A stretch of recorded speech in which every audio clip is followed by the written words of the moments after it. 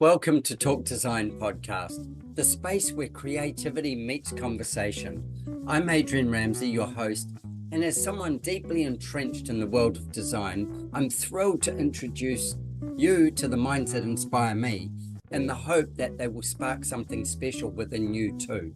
From a design past crafting women's swimwear to pushing the boundaries of performance sportswear, from mountaineering to international yachting, to implementing systematic innovation solutions that transcend boundaries in aerospace industry. My heart remains rooted in architecture, and exploring the emotional tapestry woven by built spaces is my fascination. My journey in design has been what can only be described as a life of design. I want to thank you for lending me your ears. I'm eager to embark on this next episode together.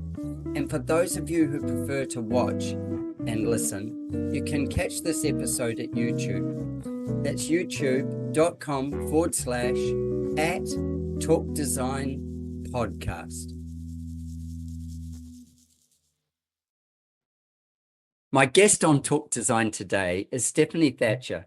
Stefani is from Damani Home Design in Utah, and she is making a return to the podcast, which I'm very, very excited about. Last time we spoke was around November 2022, somewhere around that time. And we had the most fabulous conversation. It was really a pleasure. So Stefani, welcome back to the show. Listeners, if you want to go and see the progress between now and then, after this one, go back and listen to the first one. Yeah. Thanks for being here. Well, thank you for being willing to chat with me again. It's always fun. It is always fun. And I know lots has happened in your life since our last chat on the podcast.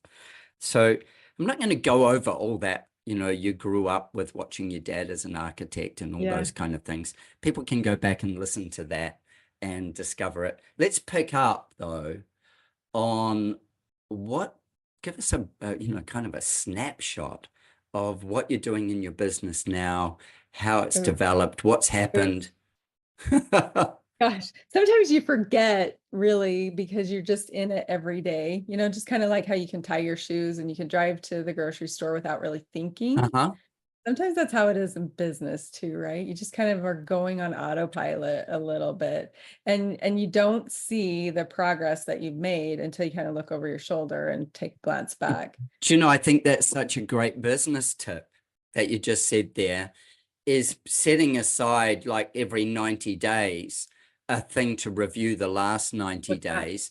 And then at the end of every maybe financial year, or put a marker, if those of you like to set New Year's Eve's goals or whatever. If you're doing that, before you set any goals, go and look back over the goals you did last year and see what came out of them and where the journey shifted.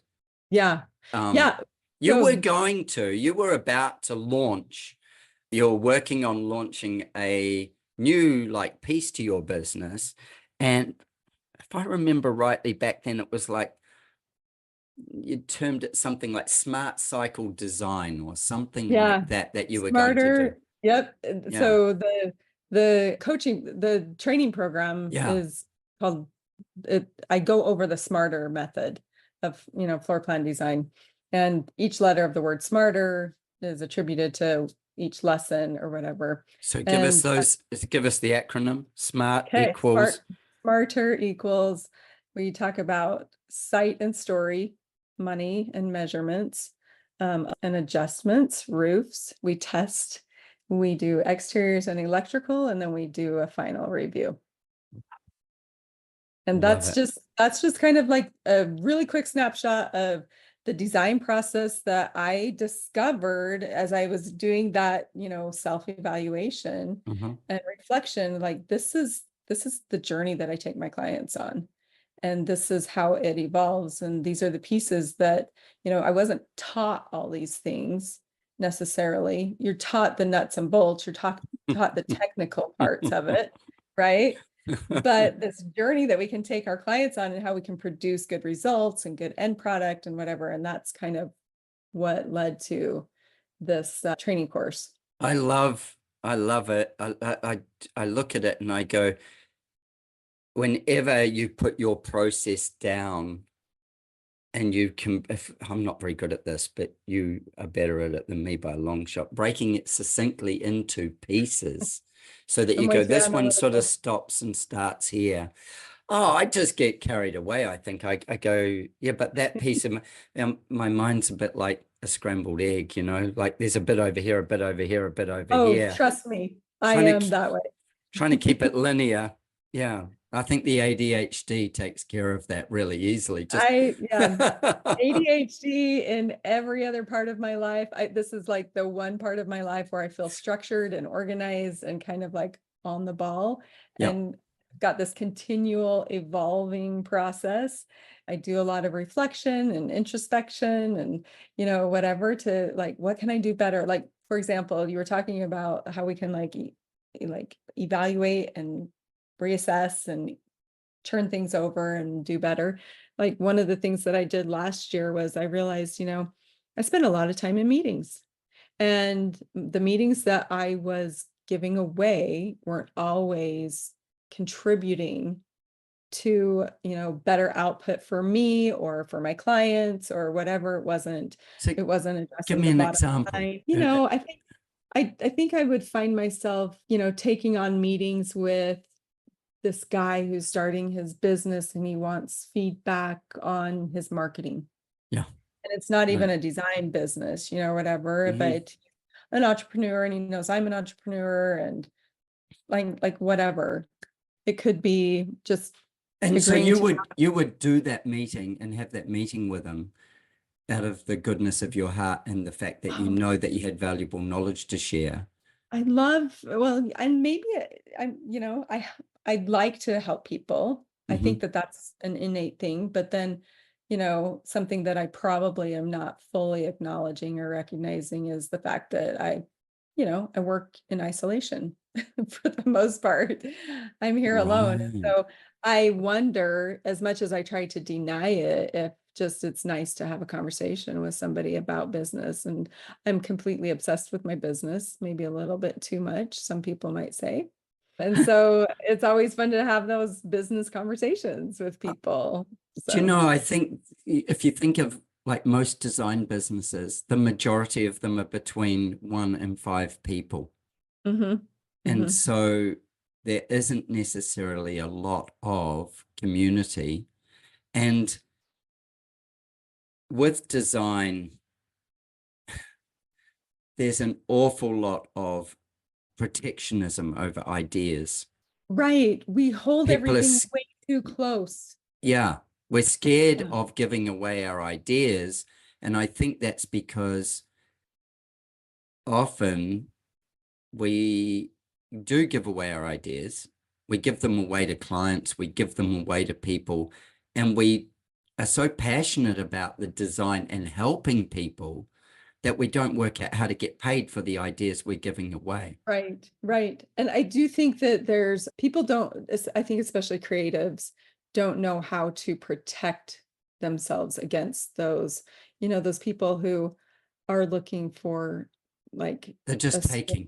Yeah, they're just takers. Mhm, Totally. That's exactly what it is. And we don't know how to filter, and we mhm, don't know how to watch for red flags, and we don't know mhm. how to pre-qualify, and we don't know how to keep boundaries in our business.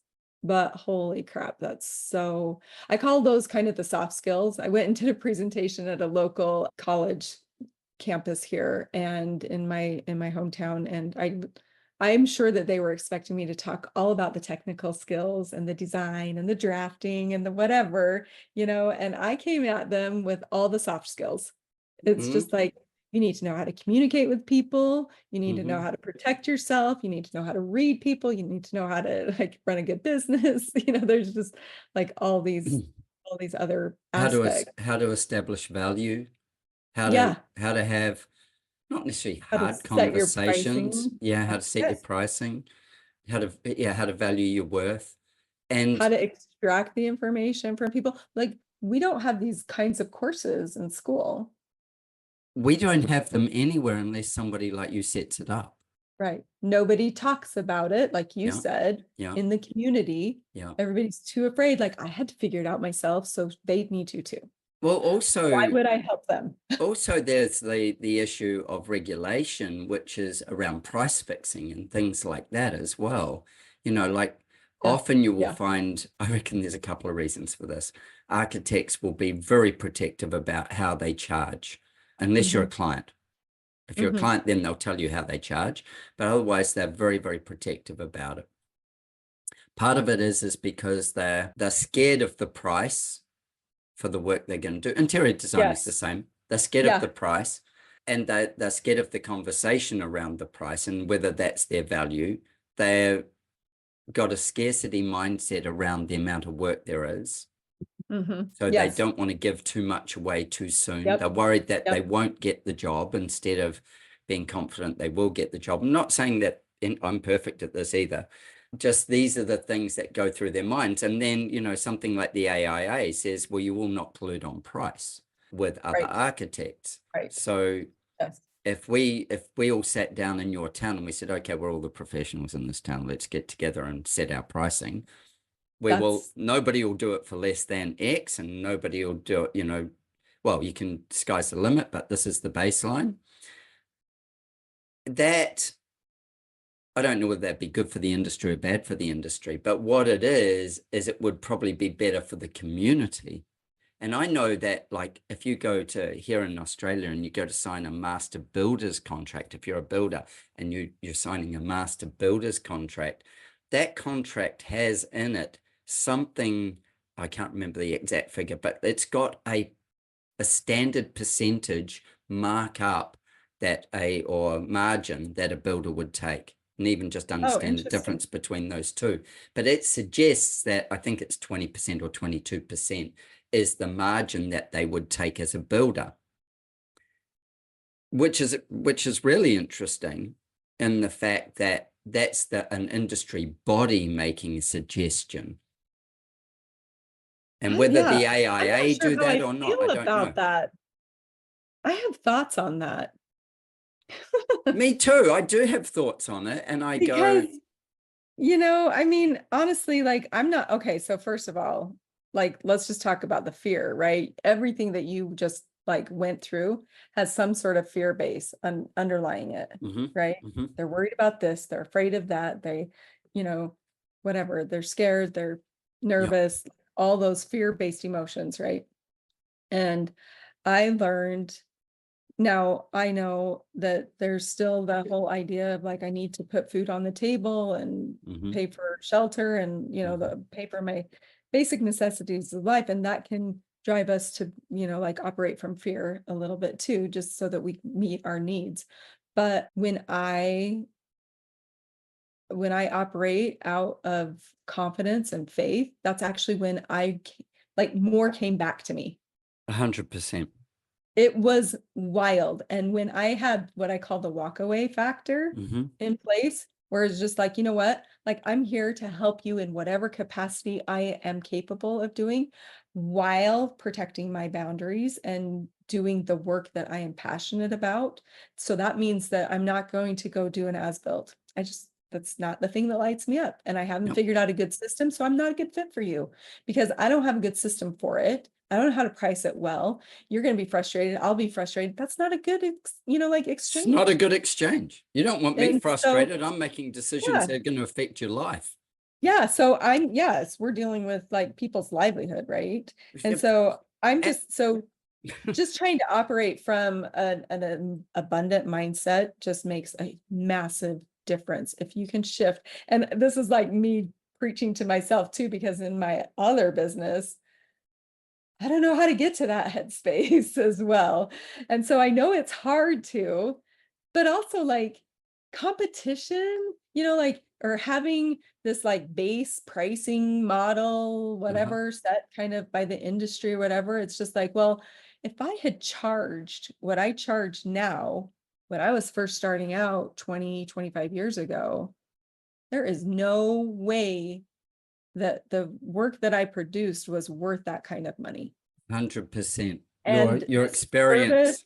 Yeah. The service that I provide now is like insanely different. The level of output, the experience that I've had, the systems, the processes, the automations that I built out, like that makes a huge difference.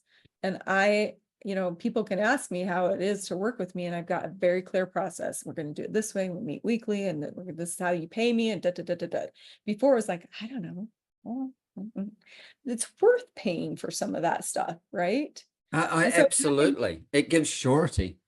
yeah, exactly. Yes. Confidence and trust in the person that you're working with, and confidence that this person's an expert and can, guide the process well and whatever. And so, like this whole idea around, sharing our knowledge or protecting it or setting a standard price or not or whatever, it's just like, I'm about sharing. I'm about protecting your own boundaries. I'm about being an expert.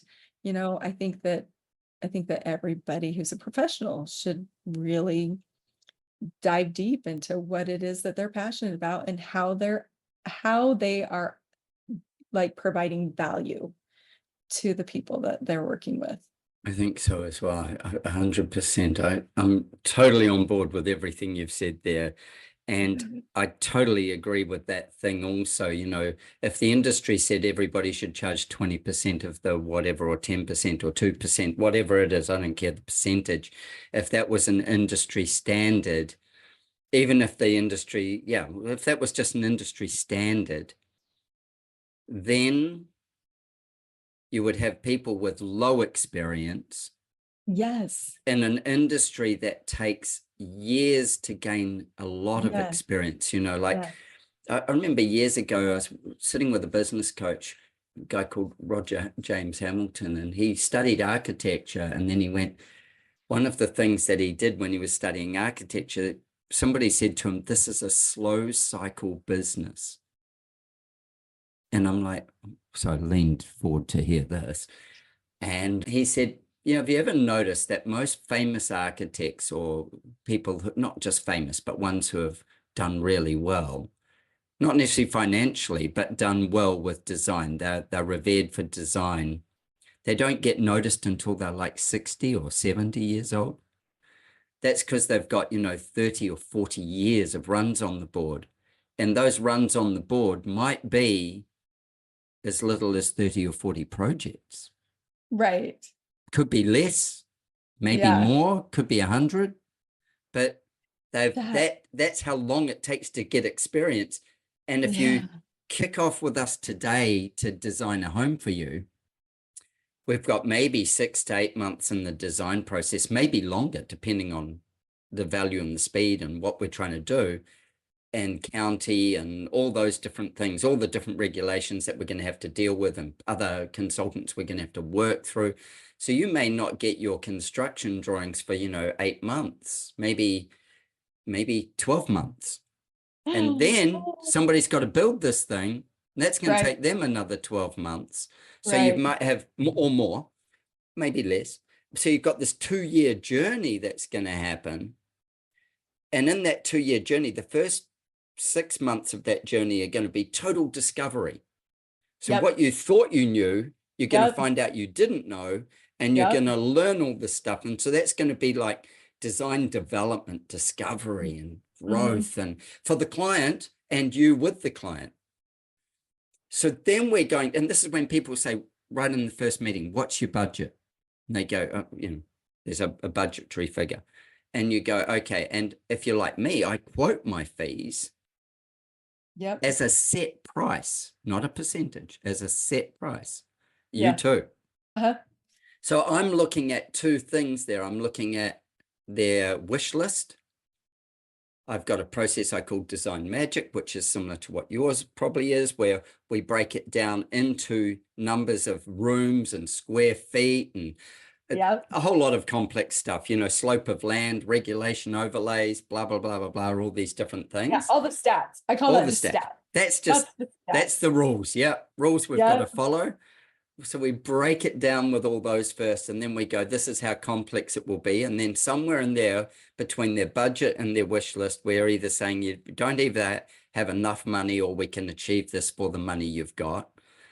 chances are by the time we're 6 months in of that, the design scope and creep will have changed quite dramatically. But we've quoted our fee. So then we're along the way, we're trying to make markers and going, okay, so here we're outside of our scope. How far outside of our scope are we going to be? Are we going to give it or are we going to charge for it? Right. Do we want to stop? Remember, your goal is that our client lives in this house we designed. Yes. That's our goal. And hopefully they, the first is hopefully they build it. Hopefully they can afford it. Hopefully they can live in it for an extended period of time, and hopefully they love it. Absolutely. So all those pieces, that's our whole vision when we go into the project, is how do we get them into that house that they have a dream in their head and they need our expertise to pull that dream out and get it to paper and get it to cost or a cost and get it so that it can be built. All these pieces have to come together, but we're the one who determine it with a pencil or a computer. But we're the first determining piece. We are. Yes. And if we screw up the first piece, let's just say they say, oh, you know, it's $1 million, we've got $1 million budget. And you go, okay, well, my fees are broken into, you know, let's just go percentages. It would be, I don't know, this percentage, it might be, I don't know, 3% for design development, schematic design, something like that. And then we go from that 3%, we might go, and then for actual construction drawings and organizing all the other consultants and stuff, we might end up at, say, 9%.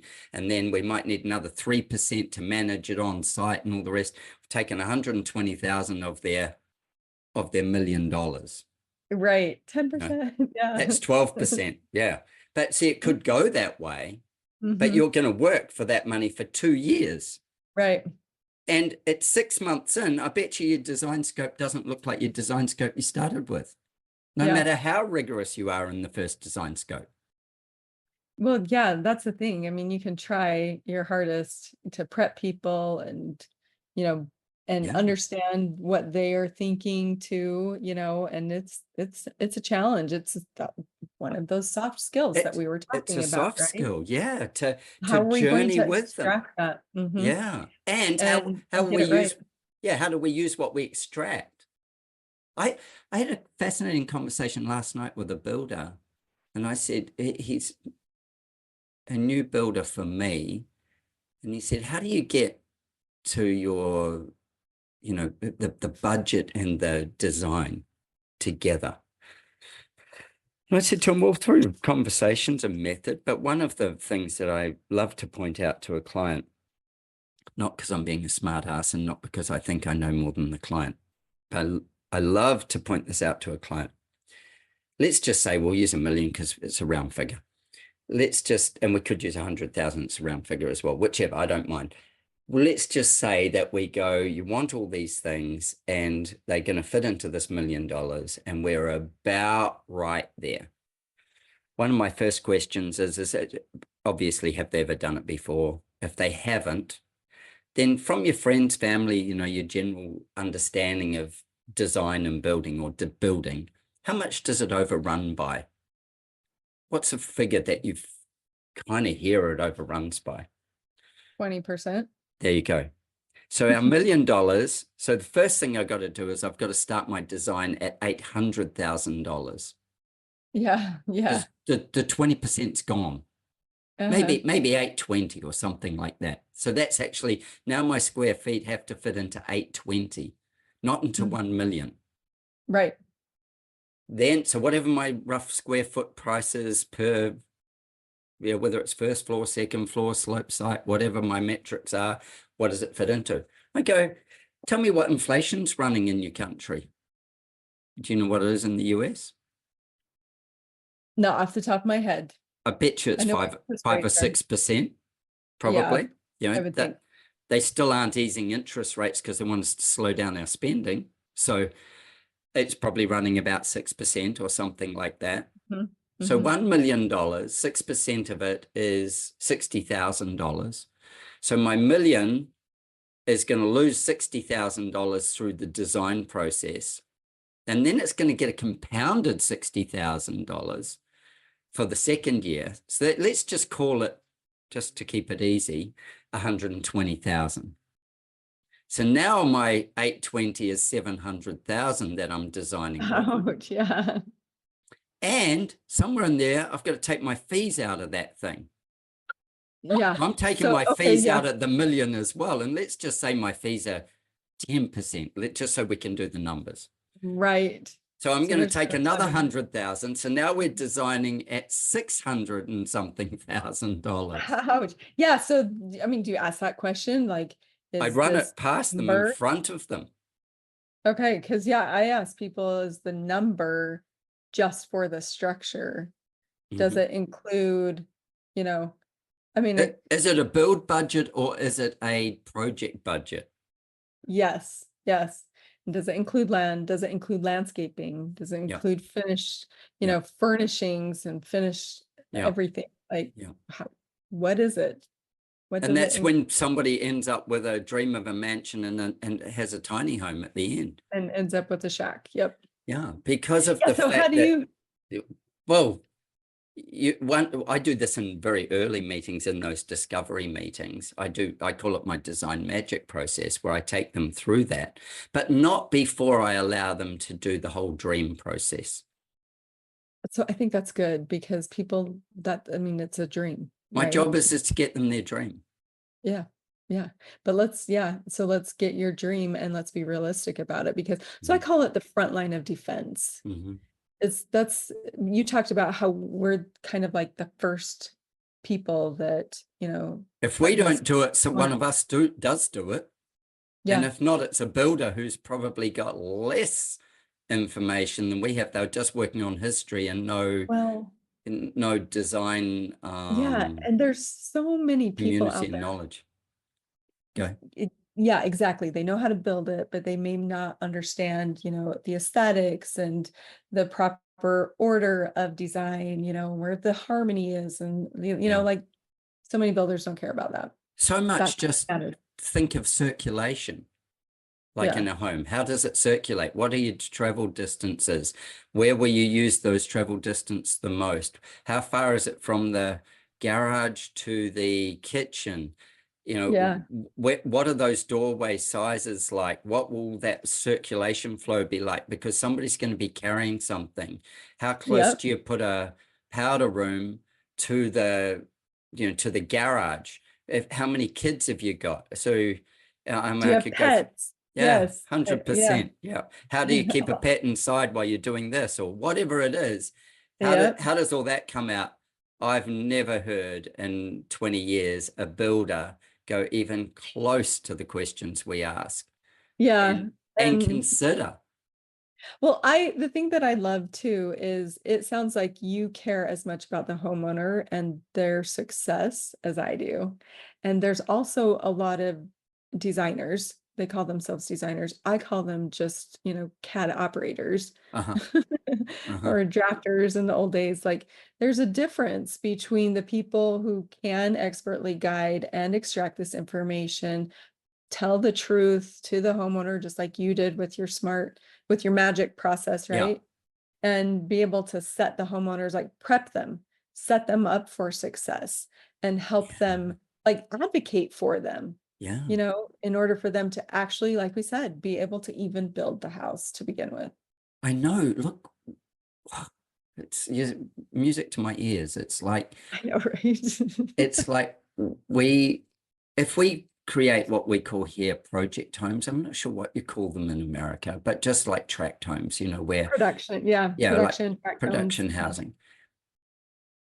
I have this issue, which is I've never seen yet a production house, or we call a project home house, designed for anything but a street facade. It's like, how good will my house look? I actually was called, like, that was my job when I worked for the builders for over 10 years, was they started out as custom home builders, which to this day I still argue whether they really were custom home builders, because I have my own opinion about that. But then they decided to start a second arm of the business and go into production builds. And so, they're trying to improve their profit margins, which I get it. Like, we're all in business to make money. We're That's there it. to provide service and Otherwise, whatever. it's a hobby. Exactly. And so they need to have good profit margins. But yeah, so I mean, I learned a lot of things doing those production designs that I actually incorporate into custom design now, 100%. because it's how we can design a smart house. Without just being willy-nilly, you know, and we can maximize the client's budget and all these things. But yeah, I love the 360 design. I love it Yeah. to look good on all four sides. Well, and not just good on all Or four eight sides. sides. You know, that thing that we were like talking about. So since we last spoke, I've developed this process called land whispering. Actually, it was there before, but we were just in fairly early phase of it. And I've done it with a group of architects around the world, and we've created land whispering. Because as a designer, the first thing that we do, let's say we've got bare land. As a land whisperer, the first thing that we do is we go and visit the bare land. Yes. And now I'm going to go from woo-woo kind of like energetic stuff to practical stuff. So before we go and see this piece of land, sometimes it might just be in a subdivision. It might just be a single block with fences on three sides and a road frontage on the front. Other times it might be on a farm. Other times it might be beside the sea, whatever. So the things that we do is we look at all the overlays that are regulations. What are the overlays? So that's going to give us a sense of what's been identified. Is it in a slip zone? Is it in a flood zone? Is there any land buildup required? What is there in there? Is it in a flight zone? Is it in a, you know, in some flight zones you have restricted roof colors, things like that. Right. So yeah, are you know, the utilities provided, or do more of just like on-site stuff? Like exactly, all these things that we want to look at.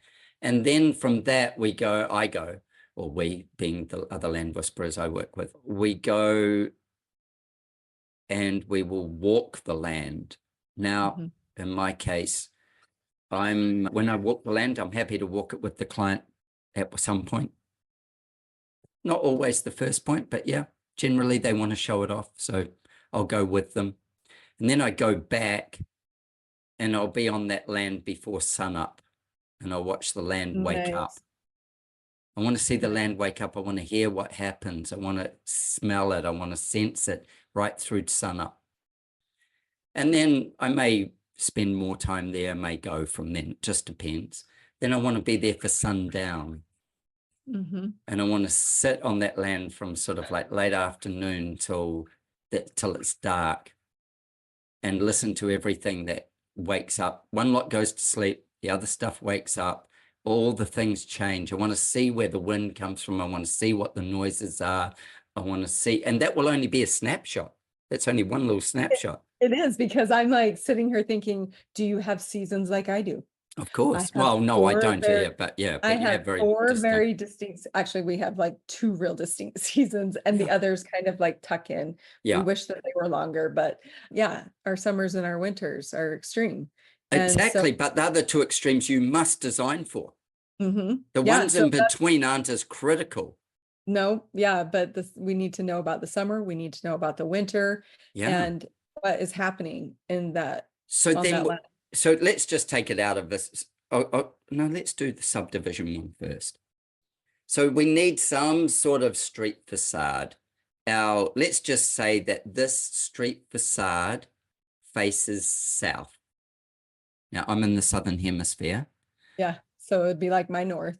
It would be your north, yeah. So let's just go, we're going to talk as if it's you, but I'm going to call it south. So the main sun of the day is going to hit the front facade of this house. And in the winter, the sun is going to come up in the east, and it's going to swing across low and pour onto the front of the house, and then around to the side on the west. And the western sun will probably carry the most heat in it if it's the summer. And in the winter, it'll be the last piece of sun that we get to trap and take in.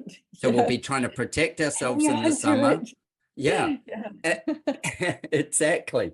And in the summer, in the winter, we're like, give me, come, come, come. But in the summer, we've got this dichotomy where one doesn't work with the other. We're trying to protect ourselves. And on the other Right.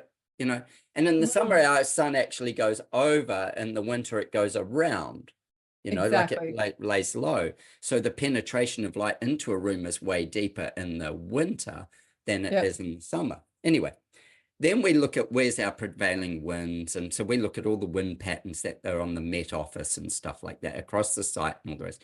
If there is a farmer that used to own that land, or somebody old that's in that neighborhood that's lived around there a lot, I love to seek them out. I love to find them.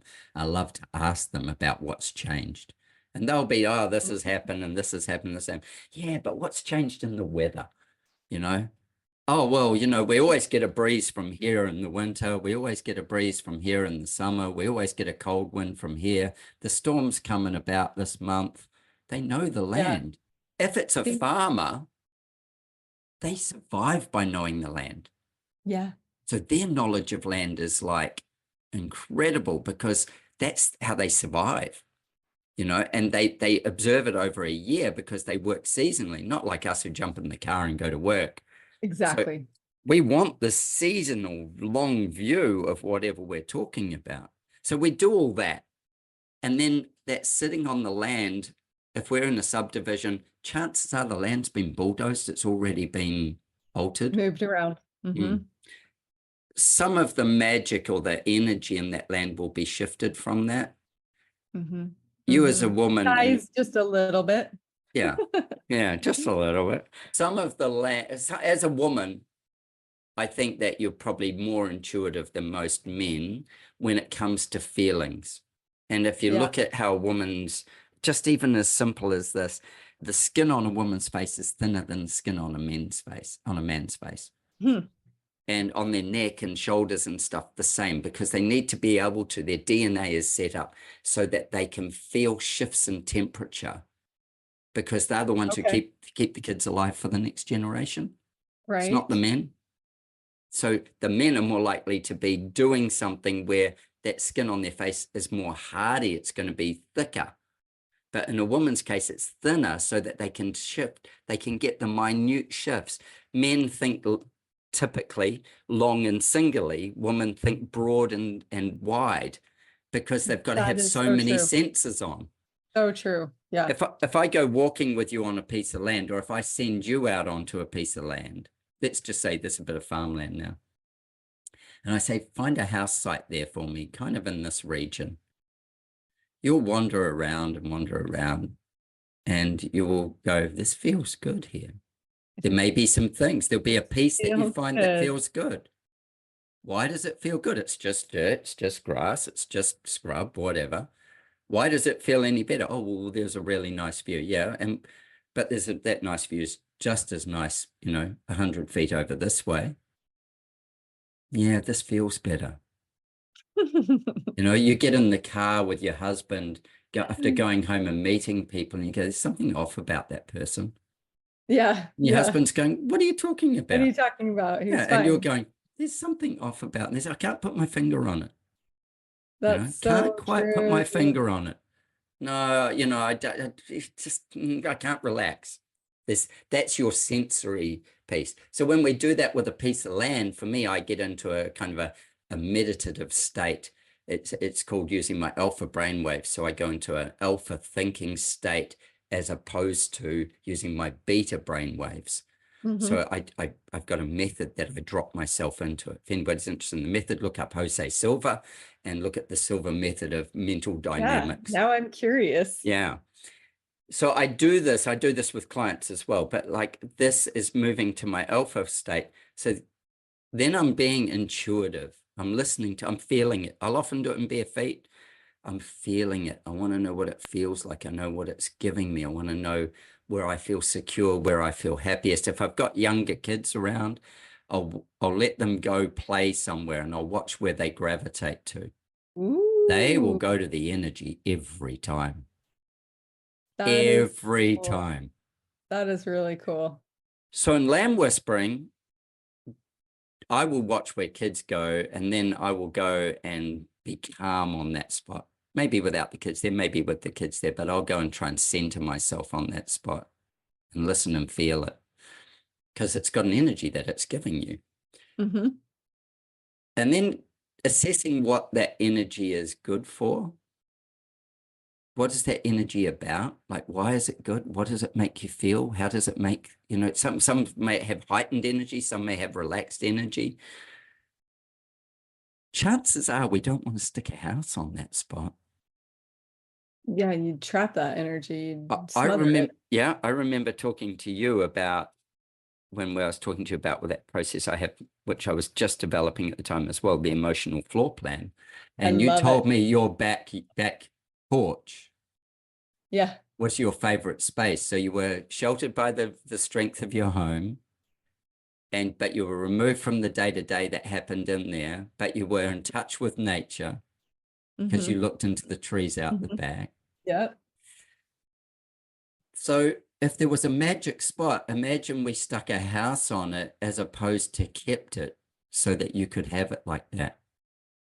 So we might put the house adjacent to the magic spot. Yeah, I hope that there's room to do that. Yeah. And if not, how do we embrace it for what part of the house? Yeah, maybe try to put the energetic. It might be the kitchen, but if it's a very calm energy, we might put your bathroom there. We might put your ensuite there. We might put your bedroom there. But if we're doing this on a subdivision, we've got our south-facing house. Currently, what we've done is our whole backyard, which would give us privacy, is now sitting in shadow. How does the architecture respond? Yes. See, these are things that not every designer does. And for sure, there is no training in this, like zero.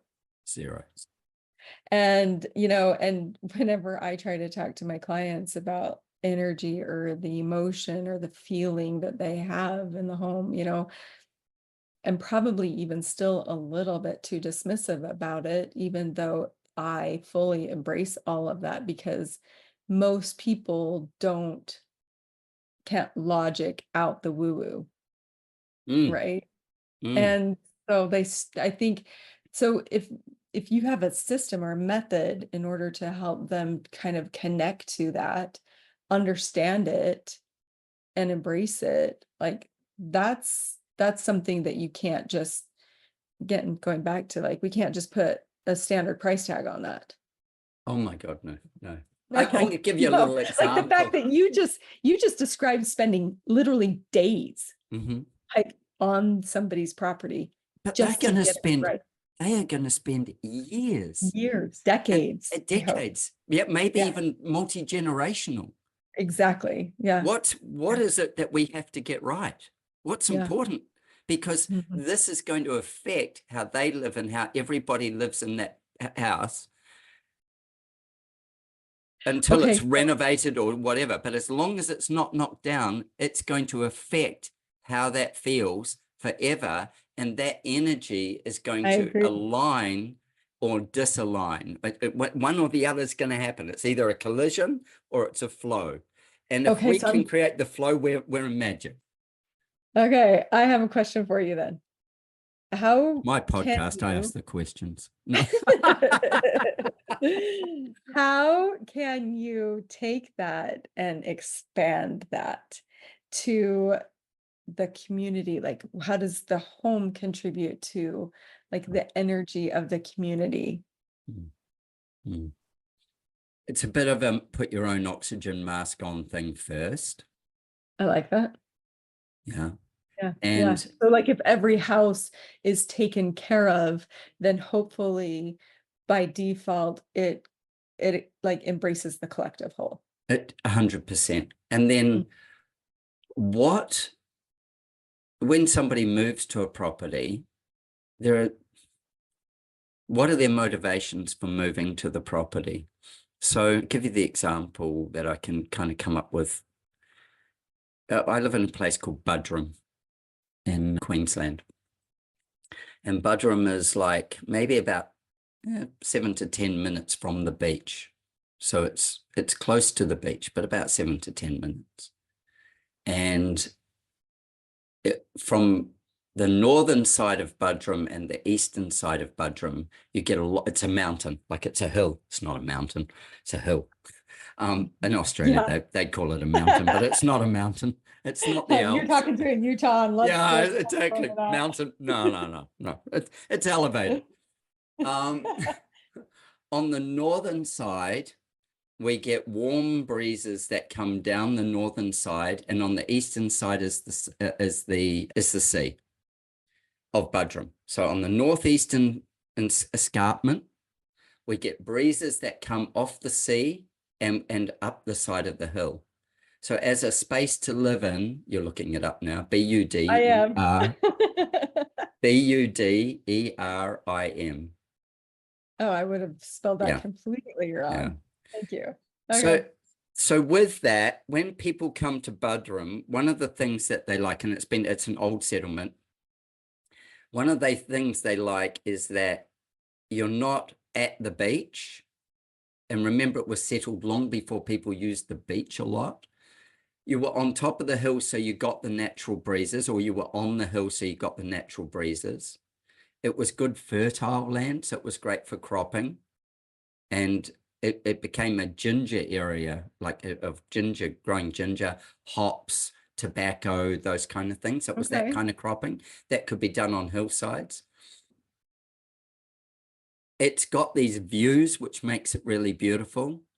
So when you come to live in Buderim, you know you're going to live, say, in essentially what's subdivided land. So plots, some bigger, some smaller, but you know you're going to live in plots of land. And you know that you're going to have neighbors on either side, maybe in front, maybe behind. You know, you might be overlooked and you might overlook, but there's a good chance you can live on the slope, not so much on the flat. Yeah, that sounds like because it's the side of a hill. Yeah. And then you go, well, it's got a little township, which is kind of quaint. What other community things does it have? How much question do we ask about community when we're going to move to an area? You know, like in Austin, I know that in Austin, Texas, there's these certain streets and areas where they attract community that likes to walk the streets.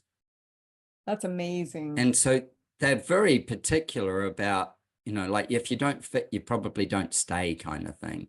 Right. But they don't build fences. They build porches to the front of their homes so that they can talk to people who come down the street. People will wander along with their dogs or a bottle of wine and go and meet their neighbors. These are community streets. People move to them deliberately for the community.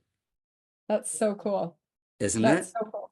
Yeah, that's a huge thing that I think is lacking a little bit. And I mean, like, I know we can argue both ways. For and against. Yeah, because there's something to be said for the people who love to be introspective and they're a little bit introverted and they like to, you know, have space, and that rejuvenates them. And so you just have to find out what is the right thing, I think.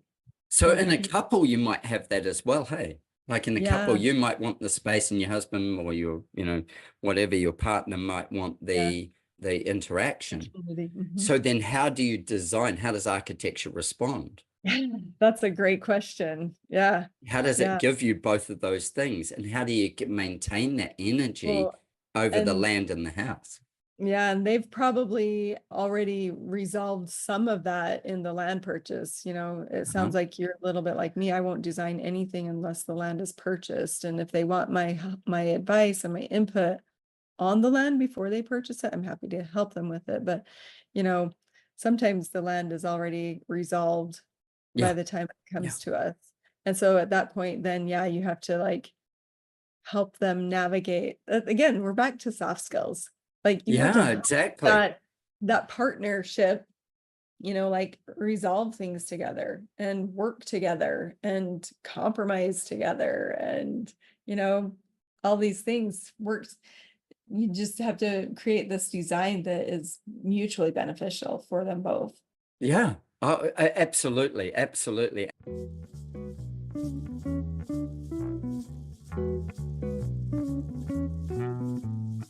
I'd like to thank Stetson Hats Australia for providing my amazing collection of open road Stetson hats. Since 1865, John B. Stetson has been crafting legendary headwear, adorning the heads of Western icons like Annie Oakley and George Custer. The open road hat debuted in 1937, beloved by artists, outlaws, presidents alike. Its timeless style fits the setting from city streets to open plains. Whether in the cab of a truck or my trusty Mini Cooper, the open road is all style. If you think hats aren't for you, you just haven't found the right one yet. Discover yours at stetsonaustralia.com or stetson.com if you're in the USA. Thanks, Stetson, for your support. Please share your Stetson moment by emailing me your photo to talkdesign@gmail.com. Let's celebrate the timeless allure of Stetson together. And first of all, the design must respond to the landscape and the Totally. environment. Yeah. So that's number one. Where do people know, like, learn more about the land whispering thing? They don't. It's okay. Right here, right now.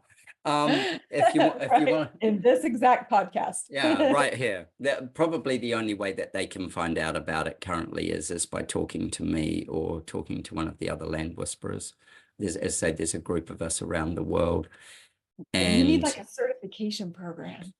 Yeah, we do. And it is part of the plan of what we would do, you know, like what happens, like, for instance, like for you, how can we train you into getting a deep understanding from our community of land whisperers already, how we approach it, what we're looking at, what your overlays are. So there's the functional stuff, and then there's the woo-woo stuff.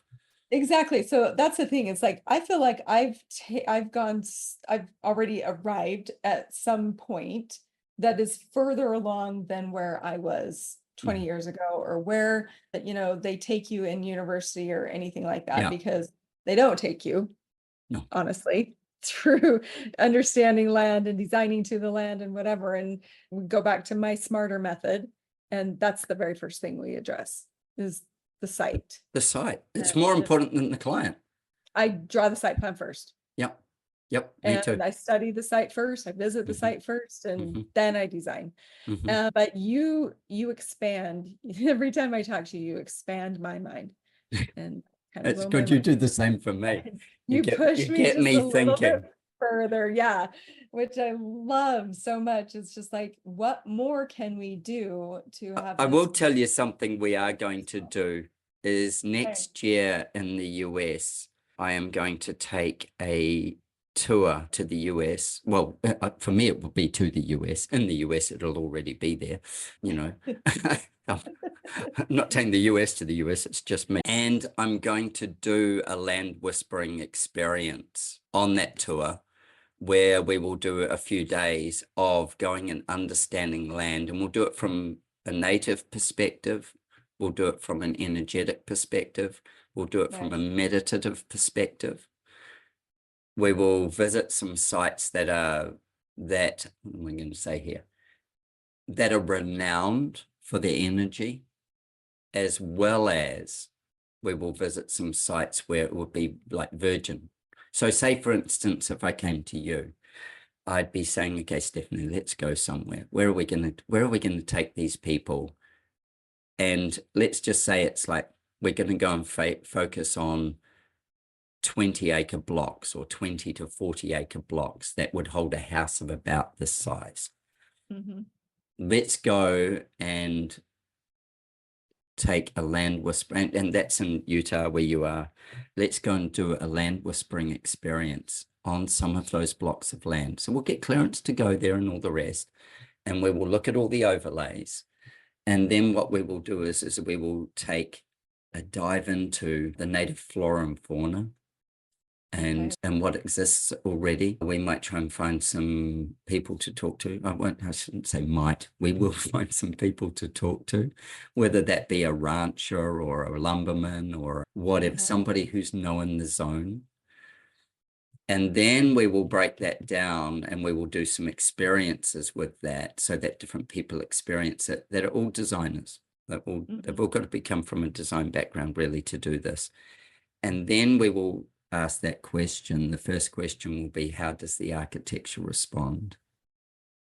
And then we will workshop the response of architecture. And I'll give you a little example. I'm designing a house at the moment, and it's on land, it's on acreage. It's in a kind of a slight valley, but it's at the halfway point, not even halfway, a third of the way down, and then it drops off again. And there is a native, like, I'm going to say eagle because that'll make the most sense, but it's a hawk that spends time in that area. And this site has sort of on the eastern side, it's kind of quite tree lined. You can't get back far enough to not have trees in your view. You can't get elevated enough, and you wouldn't want to because of the way the wind works. So the trees are giving protection. To the north, similar, but to the west, the sun comes over the hill. So remember, north and east are my best. Yeah. Morning, north's day, and west is my evening. So I want to block. I live in a hot climate here. I want to block the western sun. My winters are fairly mild, no snow, nothing like that. So 330 sunshine days a year where I live. Yeah, you're on the Sunshine Coast. And not a lot of deciduous trees or anything like that. The seasons are pretty blended, you know. We go from sort of subtropical storms in one season to calm blue skies, warm winters. Anyway, with it, in the summit, you do. I'm going to do a tour here soon, actually, so we'll get you coming there. There's to the west, I need to protect myself from the heat in the late afternoons. So there's a hawk, and if you watch when a hawk, like if it's flaring its tail feathers, so it flares its tail feathers depending on how it's flying, it'll flare them to slow itself down. And so my design inspiration is I've got like a helix designed roof, which will be in stages, but the building starts as a helix. So it is low on the west, opening to the east, around on where their bedroom is. And then as it rolls around, if it's a half circle, as it rolls around to this side here, it will be high on the east and low on the west. This will be like kitchen and stuff like that. So the design is like the feathers of, it's broken like the feathers of the hawk's tail. So each piece opens so that it lets light in and lets airflow come through. But that's so cool. So that's a local bird. So I took the idea from the local bird, but I took it totally from how does the site respond? How will the architecture respond to the site? I've got a 33-meter lap pool that has to go there. Sorry, 25-meter lap pool that has to go there. So it's a long lap pool. Gotcha. Yeah. It's really long. So just like a bowling alley. Yeah, exactly. So there's these things that they want in their lifestyle. So when I'm designing this house, I'm tipping these roof shapes, but not only are they going around in a half circle, they're helixing as they go round so that I can block the sun when I need it, but it still allows some warmth in the winter. Get those they'll get a little bit of sunset, not a lot, but how do I engage that sunset as well? How do I make the house? I'm making the house a single room thick. So it's not, so you're always engaged with nature on both sides. That's amazing. I need to see some of your finished work. I'll show you some of that. Yeah. And you still have like drafters that work with you, right? Yeah, I just do the design part. So I do the conceptual design right through in old school style on a drafting board. I draw it all old school style. You've got that skill. Yeah. And then once I've drawn it like that, then, you know, we're doing a lot of pre-costing and stuff like, well, we're in that phase as well. So we're working with the engineer and stuff like that, saying, you know, this is going to be a wood, say, structured house, or in this case, that one's kind of on the verge of a fire zone. So we'll probably use a bit more we're going to use rammed earth, and we're going to use steel. So we're in a fire overlay. And so we need to have certain protectionisms for that and certain building materials. So we'll use.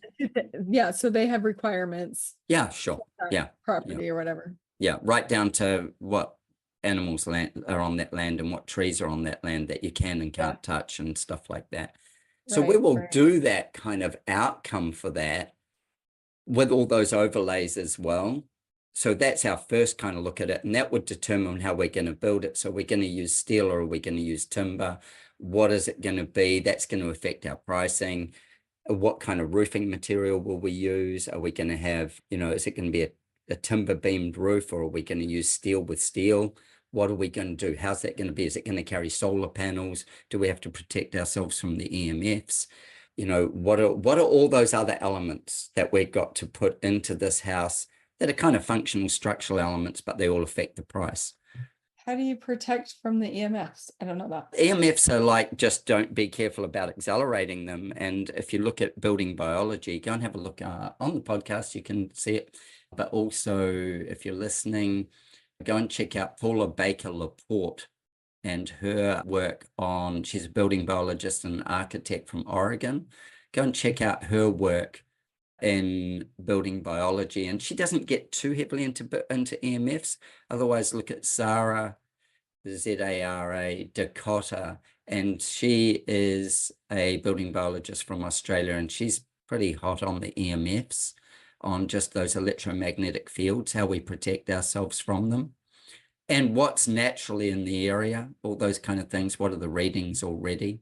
There's a lot of functional things that you would do in a house. A great example, like this is a really simple example. You put a bed that two people are going to sleep in, and you put a plug on it. Let's say there's a wall behind the bed. Generally there is. Behind the bed head, we would put a plug on either side to power whatever they need. Yep. 9 times out of 10, maybe even 99 times out of 100, there would be a wire that ran between those two plugs. You'd never do that. You would route them separately so that that live wire that's running behind your head isn't radiating off any energy. Yeah, they would come in from the sides or from underneath. Of that, but again, no training. Yeah. Don't know where to find the information. And so I've heard about it, but couldn't take it any further. Yeah. Like somebody told me once a story about how their child just wasn't sleeping. Like all the things that they did. They were just cleaned for monsters, and they, gave them lavender baths and did all things to help their child sleep through the night, and they just wouldn't. And finally somebody discovered on the wall behind, this child's bed was a refrigerator. There you go. Just like that. They moved the bed, and so you could also line the wall with different things. Like there would be linings that you could put on the wall that would change it as well. Building biology is kind of the unheard of science that is going to affect the wellness of every home. And and I've heard of healthy homes with off gassing and different things like that. That's all part of it. That's all part of it as well. And then also room position, the way I'm looking over at my bookcase, but I can't see it. So it must be not in my office, but Paula's book. She has the most fantastic book, which is like a Bible. And if you've ever got a client that is particularly aware of it, Paula will consult as well on your home design. In fact, I was in Texas I was in Arkansas actually in February this year, and I was sitting on a bus. I was on a tour, a design tour with the Texas Society of Architects, and sitting on the bus, and one of the guys that I don't know well, but know reasonably well, just say, don't know him that well, but we were sitting beside each other essentially on the bus, and we were talking about projects, and something came up. He said, oh, you'll love this because she's on your podcast, is Paula Baker Laporte. He said, we had a client who came into the office and said, guys, we want you to design our house. And she brought in, I think there's 8 staff team members, something like that. And she brought in 8 books, 8 of Paula's books, and said, but before you do, I want everybody to read this book and know what's in it. And he's like, right, like this. And this had only really just happened. And I said to him, so how's that gone? He said, well, it's really good. It's like been fantastic for the studio and all the rest. And I said to him, so have you spoken to Paula? And he's like, no. And I said, why don't you have a chat to her? And he goes, well, I don't know her. And I said, but I do. I said, let me put you in touch. Let me put you in touch. That's awesome. And so I did. And Paula's consulting on that job for them. That's so cool. And you look at this, here's an absolute global expert. The thing that's really shifted in building biology is, America is the most advanced medical nation in the world with the sickest population. Yeah. Try and put that together. There's a dichotomy. It's so sick. It's our buildings, it's our food. Exactly. Yeah. So you also have the biggest number of biohackers.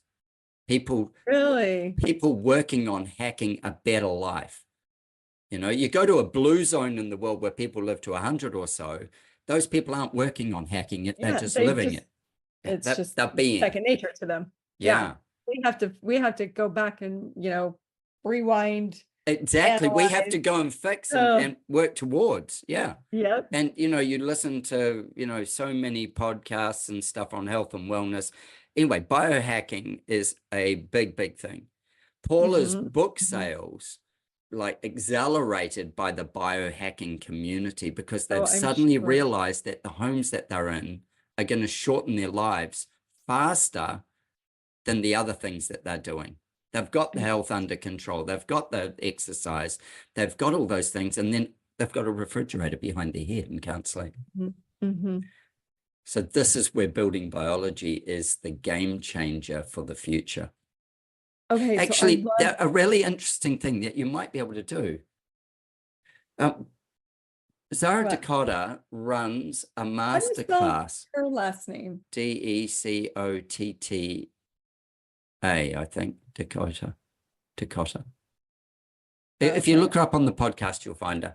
Okay. She runs a masterclass. That's how she does this. She runs a masterclass for designers and builders generally as a course. And so if somebody's listening to this podcast, they want to understand more, whether they're a builder or an architect, if they're a homeowner or somebody trying to build a home or wanting to build a home, I'd say just reach out to me via the podcast and I will make the introduction to you to Zara. Yeah, it's fascinating. I've done the course. And of course, I should be going back and doing it again because there's more information constantly. As we learn more, there's more to know. But that wellness part of it is houses just like, our food source, just like, about the air we breathe is so critical to our wellness and our growth and our health as a human.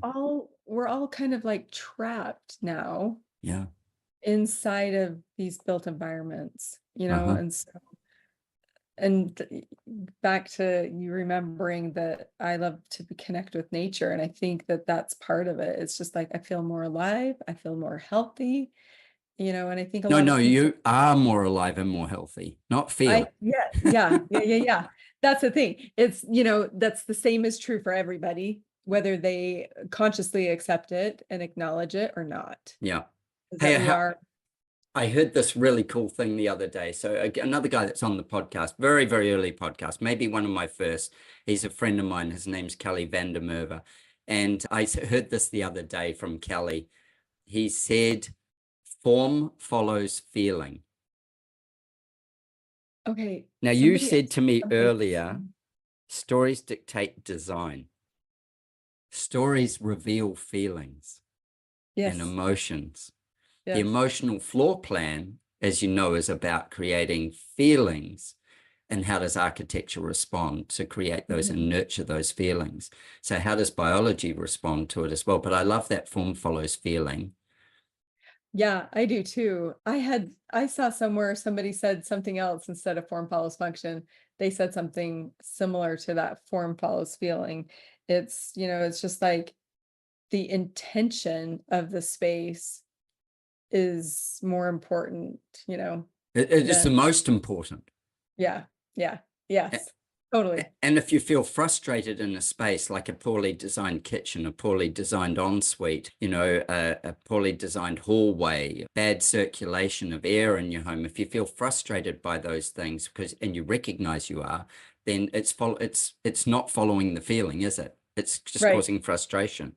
right, And that yeah. frustration spills over into your mood, into your ability to respond well, into Your your interactions, relationships. your connections with people, 100%. yes, Yeah. all of that stuff.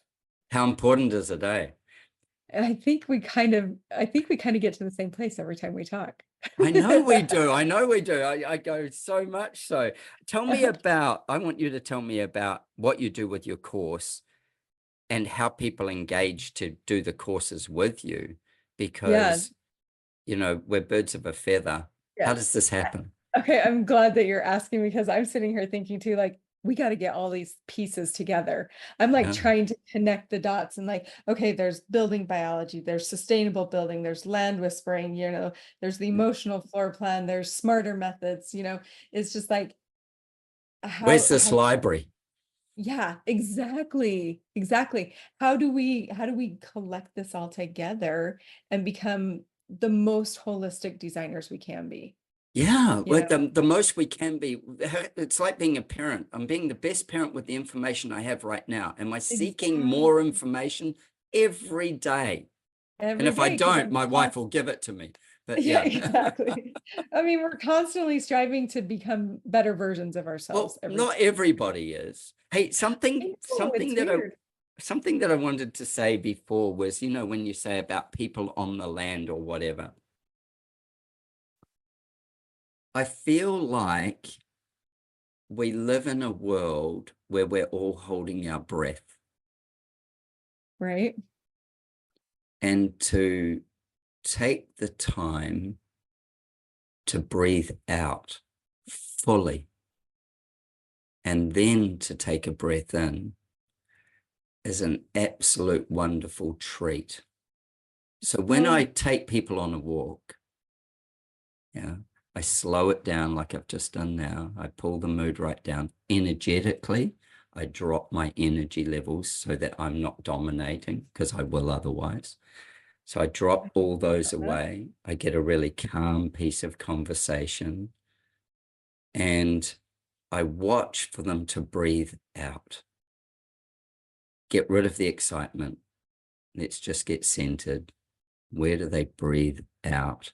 And I set up opportunities for them to breathe out. I don't make them do it. I don't tell them they're going to do it. But the spaces we breathe out in and I really really, let go are more important than the spaces we breathe in. that is so deep. I love it. But it sounds to me like you are skilled in that. So no, Because it's a practice. yeah, that's what I'm saying. Like, I feel like it's something that you've either learned or developed or have inherently gifted to Yeah. you. Because I'm the kind of person who feels like if I don't keep energy high, then, and the movie Inside Out. Mhm. So I am joy. You are joy. That's so true. That's so And true. I'm constantly like, okay, everybody needs to be happy. We're all going to be good. And this is going to be energetic and this is going to be fun. And this, da, da, da, da, da, and I don't take the time to intentionally, and I, in fact, struggle with calm and quiet and slow. Yeah, And I don't know how to because do you're it. ADHD. I am. So I'll give you an example of this. I'll give you an example of it. Like this would be something I would do probably with you. So you're a skier, I'm a skier, and we haven't skied together yet.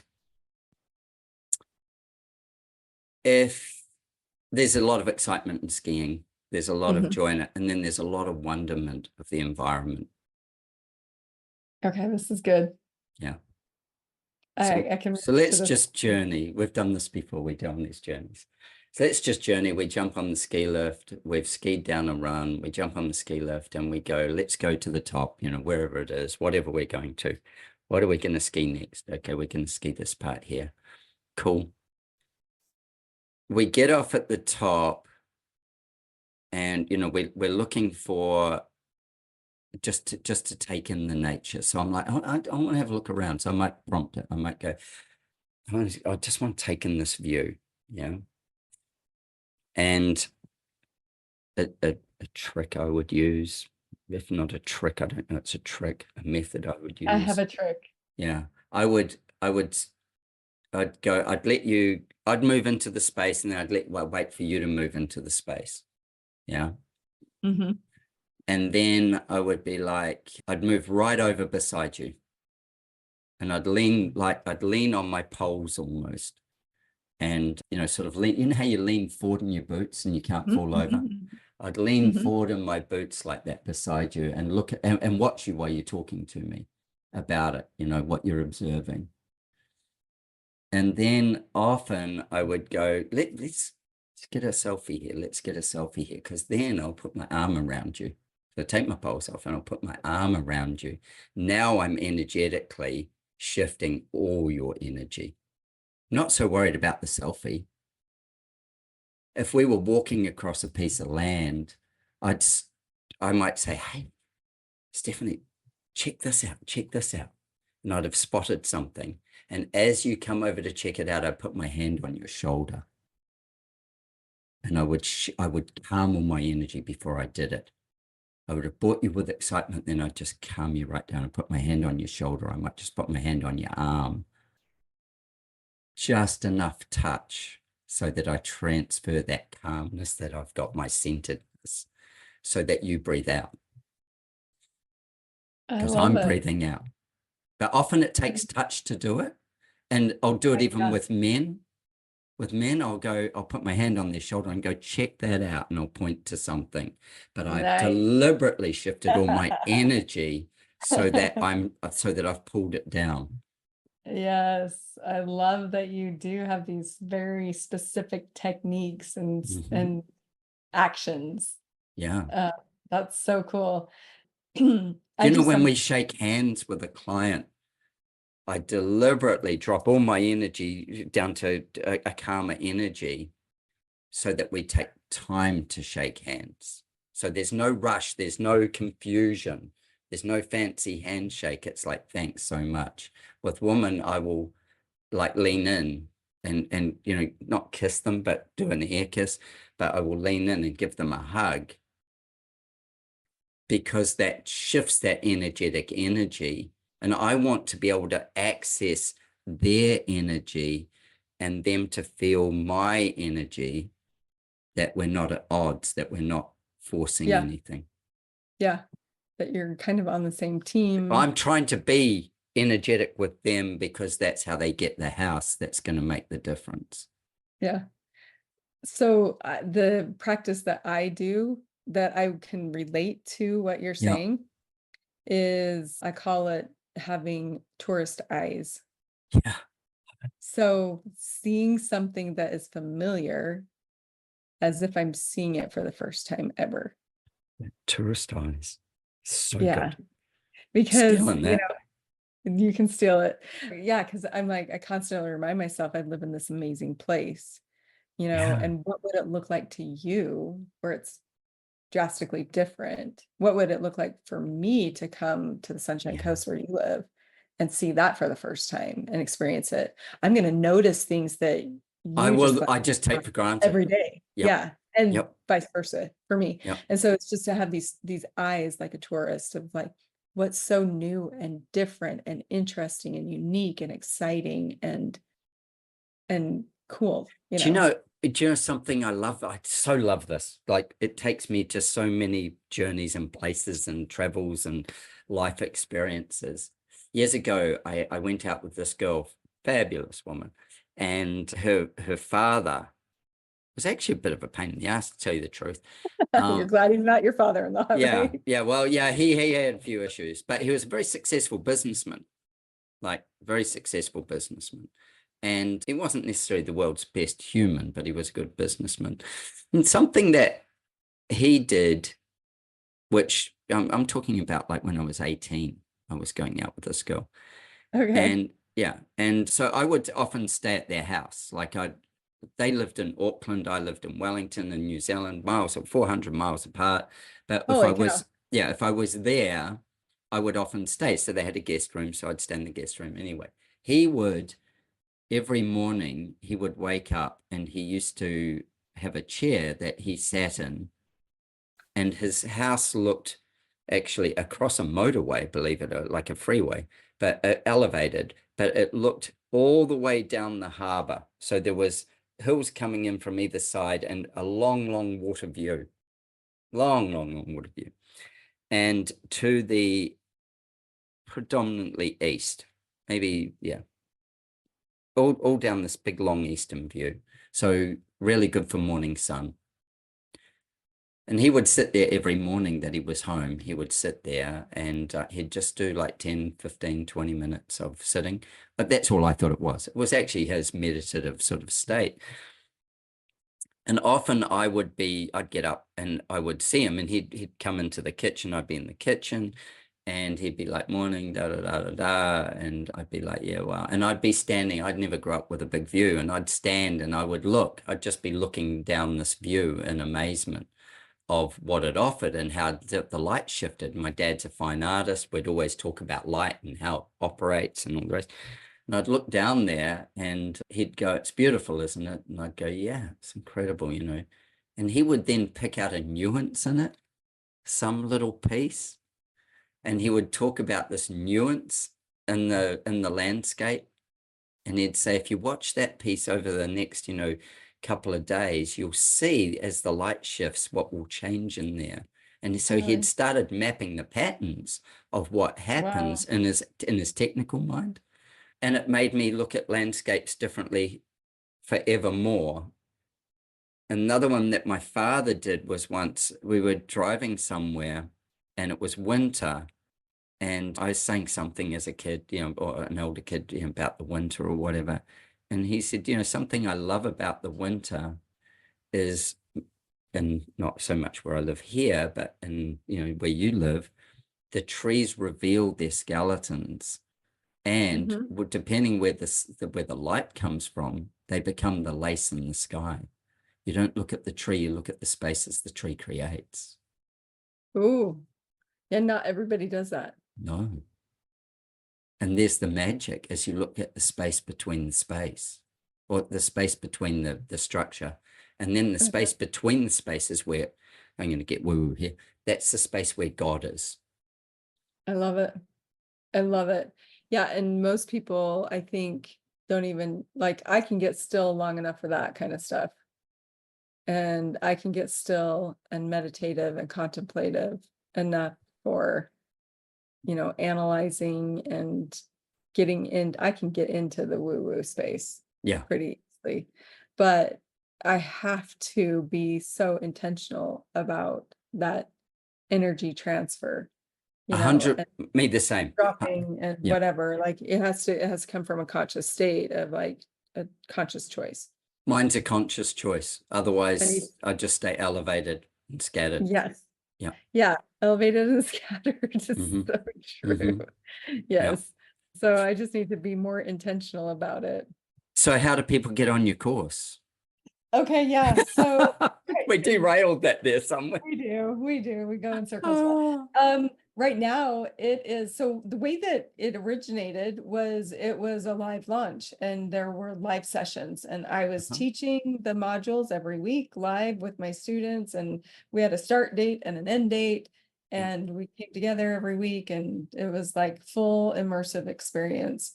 And so now you can get it on demand.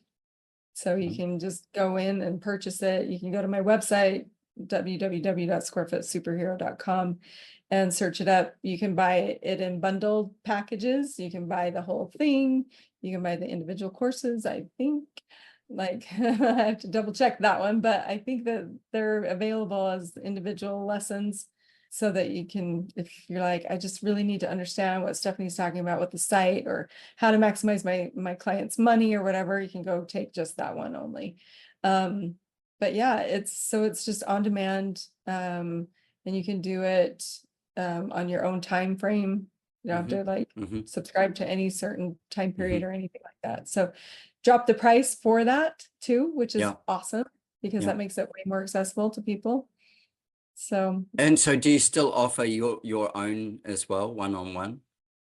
Yeah. And you can still choose to, I don't know if that's an option, like right there on the website, but you DM me, message me, whatever, and we can figure something out. Yeah, I like that. I like that, because some people learn by just observation, other people learn by conversation and by doing. Yeah. So my goal is to eventually, like really beef up the program so that it addresses all those different learning styles too, because we need a little bit more hands-on, we need a little bit more practical application, all of us, I don't think we ever run out of needing it. No. There is always, the world keeps turning, and the commerce and people's needs keep shifting. The basic human needs will remain the same. The way they're delivered may be repackaged or re-energized, or there'll be things that come along that we didn't understand before. This is important, that we constantly keep evolving, because if we're not, we're dissolving, we're going the other way. Ooh, yeah, that's good. So good. And the journey of growth isn't always passive. It does take discomfort as well. Yeah. I had a business coach once who said, and I'm sure, I don't know, even I'm sure a famous person who coined this phrase, where you win or you learn. Yeah. And failure is not losing. Failure is learning. It's part of the learning process. And so, I mean, on that note, it's like, I never, because I'm this high energy, positive person, it's just like, I don't get down too much because I'm like, well, at least I learned something from that. 100%. 100%. Like, I know when something really shit happens, I go, well, there's got to be growth in it somewhere. Exactly. What can I take from this? How can I extract this out? How can I create a new thing so that doesn't happen again? I love this thing, where people say, well, that, trauma or whatever happened to you doesn't define you. I say, let it define you. Let it. But let it define you on the front foot, not the back foot. Right. Yeah. I totally agree. And I have this vision, if I talk about my vision of community and of what we do, is that we always have one hand up that's reaching for more knowledge or more surety or more community, or more space or more serenity or more peace or whatever it is. There's one hand up. And I should say, I'll just go with one of my roles on this planet is to put one hand down and wait for somebody to take it so that I can help them come up. Yeah, I call it, we can be consumers and we can be producers. Yeah. Right. So, because we need that consumption in order for us to grow. Yeah. Right. Yeah. That's part of that process. Part of it. Yeah. But like, what kind of trail are we leaving behind? Let's fill the gap of what we leave behind. Like, I like to say, I'm not going to be doing this forever. I'll either die or retire. Yeah. And I know this firsthand because I felt the gap of somebody else that I worked with. Yeah. and somebody that I admired a lot, and they were retiring, and he had to keep telling me, stop sending me work. And I said, but who else is going to do what you do? And how, like, what have you done to pass on your information? And he Yeah. said, nothing. And I thought, that's such a huge disservice to the world. Like, you're leaving a void, Yeah. essentially. 100% And you're leaving a so void. how can you fill that void? Mm-hmm. That, and Mm-hmm. that's that hand reaching Down. down Yeah. to lift others up and get Yeah. them, it's this, I feel like it's a good acceleration of experience, of service, of value add. A Because community. yeah, if you can help somebody else get Mm-hmm. somewhere faster, like, they benefit, the people they help benefit. So 100%. it's this ripple effect, Yeah. It's the There's drop in the a thing, processional value. When we drop a drip into the water, it goes out like this and ripples in all these different ways. It operates at 90 degrees to 90 degrees to 90 degrees to 90 degrees. It just keeps working, and it fills a space. So when we do that with energy, or when we do that with knowledge or shared information, we don't know where it will land. Right. We've got, I don't know how many listeners on this podcast, lots. Love it. That processional value will land somewhere that you and I will never meet, Or even understand, or whatever. I'll talk about land whispering, and I'll get a DM from somebody saying, hey, we listened to you talk about land whispering on, whatever platform. We've done that on our land. We've gone and sat in the mornings and waited for it to wake up, and we've sat in the afternoons and let it go to sleep. We've sat there with a fire. We've walked to these different spots. We've done these things. I go, my heart lifts. They don't have probably the experience or the direct energy. They have the inspiration, and then if they're getting it right, they're guided just by nature. They're guided by the same as I am. Yep. Yeah. I feel like people who don't recognize energy in all of its forms are missing something.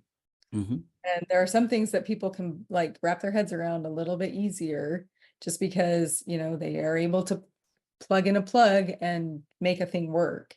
And so that energy that they can't see is easier to believe or whatever. But like what you're talking about is something that, how do you like gauge it? How do you quantify it? I love one of the things I absolutely love, and I adore this human being, and she shares her work so generously, is Brené Brown. And when I first heard about vulnerability, I'm like, oh, what's this bullshit? What is it? Vulnerability? What's that? What kind of a crock of shit is she talking about? That was my attitude, seriously, 100%. I'm like, now we're going to have all these bleeding hearts being vulnerable. I'm not interested in their crap. That was kind of my whole thing. And even when I listened to her first TED talk, which, I don't know how many other million people listened to it, apparently it had a bigger effect on them than it did me. I listened to it, but I could make no connection for myself with what being vulnerable meant in a process for myself. There was secret and there was public. That was kind of my thing. And I listened to it, and there's something, I can't remember whether it was somebody's show or podcast or something that she was on, and there was something that drew me back to having another listen. I can't remember what it was. And I got the first seed of it from that next listen. I just got one little seed of it. And then I thought, oh, I better listen some more. And I thought, I don't necessarily agree with you, Brené. I can see what I don't think. I don't think you're all right there. I don't think all this. Anyway, I listened to a few more bits, and I went, well, maybe I could see how that relates and all the rest. When I talk about like design magic with a customer, with a client, it's about, I'm not very empathetic. Your problems, you sort them out. I'm not here to sort out your problems. I am. That's actually the crock of shit, Adrian. You are here 100% to sort out their problems. They're paying you to. Yeah. So shift the mindset. You get to do this. Yep. How humble should you be? You get to do this. So that was a point of vulnerability for me.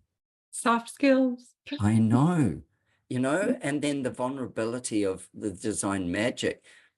Somebody said to me recently, so when it comes to, the cost, do you just tear the Band-Aid off? And I said, do you enjoy having a Band-Aid torn off you? And they're like, no, but everybody remembers it. Your parent going, you just got to rip that thing off. And you're like, whoa, and then they rip it off.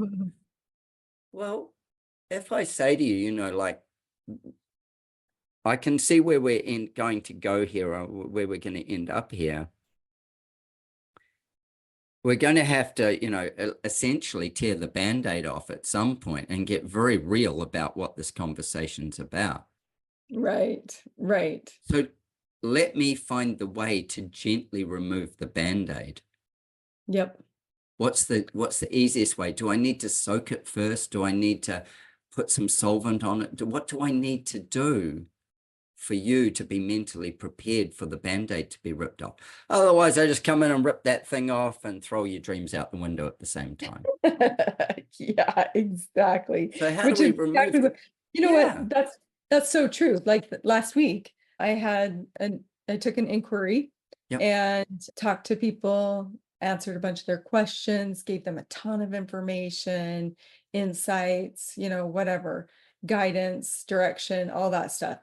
Talked for like an hour. And at the end of the conversation, it was just like, oh yeah. And you should know that, like my next opening is in February of 2025. And this is how much it costs to work with me and different things like that. And they're like, and it gives them a moment to pause. And I said, like, there's a reason I don't lead with any of that. Because if I led with that, I wouldn't be able to help you probably. Yeah. And my goal is to help you, whether you hire me or not. Right. And so if I just answer that straight up question of like, what are your fees and when can you start? When will it be done? And like, that's not really actually helpful information. So let's have a conversation. I love that. I love that. It's so good. I do a similar thing. People sometimes say to me, well, what are your fees? And I go, well, it depends. They could be $10,000 or they could be $110,000. They could be $200,000. I don't know. What do you want? Exactly. What do you want? What am I giving you fee structure for? Because I don't know what you want. Right. And they go, well, I've got a budget of whatever. And I go, for what? Doesn't matter. Yeah. For what? Let's talk about what first. Right. You just want to get to the price. I don't know that we're going to be able to make magic if we just get to the price. Exactly. We need to discover whether we even want to work with each other. Right. Because I might not want to work with you and you might not want to work with me. Yeah. Because if there's no magic, I'm not in. I'm out. Right. I'm out. If I can't create magic with you, I'm out. I don't want to do it. I do not want to do it unless we can create magic together. It's just the bless and release is the phrase that I've heard it called. That. Bless and release. Isn't that awesome? You bless and you release just gently and kindly. And so sometimes my no's actually are, an outrageous yes. Yes, I'm with you. It's an outrageous yes. Like, I can totally help you. Yes, I can. But because of whatever reason, this is what it entails, and there's going to be a little bit of pain involved, and so let them choose to walk away and find some other help somewhere else. Yeah. Oh yeah. 100%. 100%. Yeah. It's a meeting of energies. You're going to live in what we draw for a number of years. The experience of getting there, we want it to be wonderful. And we know there'll be some hard times in it, but we want it to be wonderful. This is the vulnerability part. If you can't be vulnerable and they can't be vulnerable, this is Brené Brown. Thank you, Brené. I'm sure she's a listener. Yes. This is Brené Brown. I suddenly got what vulnerability was, and it was allowing myself to feel their energy, to feel their hurt, feel their Yes. peace, and to dream their dreams with them. Yeah. To, have their goals be your goals, their aspirations be your aspirations. They have to be. Truly care about them, regardless of whether you think it's audacious, whether you think it's outrageous, whether you think it's like too humble, whether you think it like whatever it is, you need to embody that. And I go one step further than that with it. We have the responsibility of being a steward of the land. Yes. We've got one air, one water, one land. Mm-hmm. If we do not take that responsibility, if we're not a part of that responsibility, then we shouldn't be walking around offering our services. I agree. Yep. Yeah. That's huge. Yeah. That's yeah, that's like, and if our client stands in the way of us taking that responsibility, they shouldn't be a client. They're not our right client. They're not the right. They're not matched. That's what, that's part of our like core values, our core identity, right? I'm just reading a book where they talk about how like one of the very first things that you need to be considering is the sustainability as a place, a building, a structure, whatever, that can be loved and cherished and used as long, have as long of a life cycle as possible. Of course. The most sustainable house is the house that's already built. Exactly. My friend Richard Dejetsky from London, he's an architect in London, does a lot of passive house. When I say London, in the UK, and I remember him saying to me, well, Adrian, really, you've got to consider that the most sustainable house is the house that's already built. I'm like, yeah, he's probably right there. Take that one. True. Yeah. and it is, because the materials, the energy, everything's already in it. Already there. What can we do with that house? If we can renovate it, then can we make that house work to get what the client needs? That's our job as a designer. Right. Yeah. There's so many things to balance. There's so many, things tugging at the project and the whole process along the way. But hopefully we can be the expert guide for the clients. I think undoubtedly that's our job, is to be the guide for our clients. And, we're delivering their dream. We're delivering a vision to the land and to community. Yes. How do we do that? How do we do it with the most knowledge that we've got, and with the most care and attention, and being rigorous around the values that we do? And we don't have to impose our values on our client, but we have to hold to our values. We do have to have values, right? And hold to them. Yeah. And hopefully there's some value alignment along the way. Well, if there isn't, then they probably shouldn't be a client. However, in saying that, sometimes there isn't. But if you don't take them on the discovery journey, there may never be. Exactly. So dropping pieces of it in, it's me with Brené Brown. How many times do I have to listen to that woman? I actually am so glad that you told me that story, because there's a book that I read called Leadership and Self-Deception. And the first time I read it, I was just like, I loved it, but it was definitely for other people. It was for others. Yeah, exactly. Oops, better read it again. Other people need this book. How can I help them get this information? And then the second time I read it, I was like, oh, oops. It's for me. And now it's like a yearly read, just so that I can remember. I love it.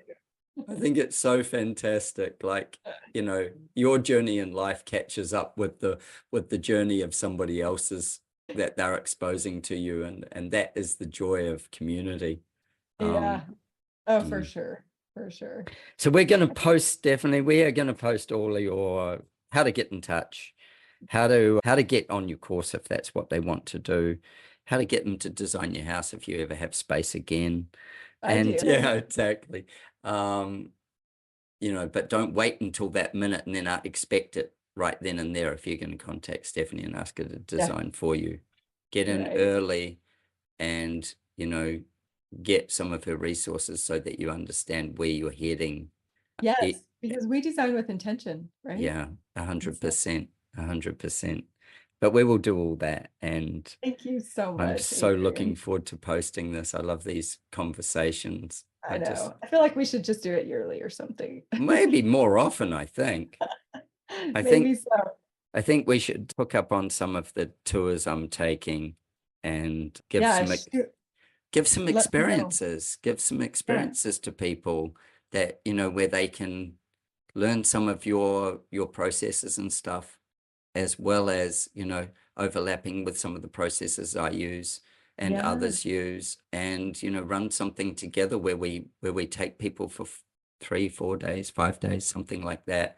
That'd be amazing. And break their mold of their daily to share some of these experiences, and then, you know, they can go and do your course after that. They can go and do those things. That would be so cool. Yeah, let's put something in the calendar so we can do it. Okay. Yeah, that would be really fun. Awesome. I would love that so much. Yeah. So good to talk to you. Got my brain spinning now. So. Of course. Oh, dear me. Well, thank you. You go and have a wonderful evening. Thank you so much, Adrian. Talk soon. Cheers. All right. Take care. Bye. Thank you for tuning into our conversation. I hope it left you both informed and inspired. Don't forget to subscribe wherever you listen. And please don't hesitate to share your design thoughts with me. It's always a joy to hear from you. If you're like me and crave a deeper dive into design thinking, coupled with a love for travel and adventure, consider one of my architectural adventures. Join me and some of my wonderful design friends and embark on a journey of a lifetime. Apply for an unforgettable design experience at adrianramsey.com. With our clients spanning the globe, I firmly believe behind every great project are great people. If you're a great person and seeking to turn your dream into a reality, I'd be honored to design your home with you. Why not join the ranks of our exceptional clients and let's make your heart sing? Reach out to me at studio@ardesignhouse.com. That's studio@ardesignhouse.com, and let's get a conversation going and make your heart sing.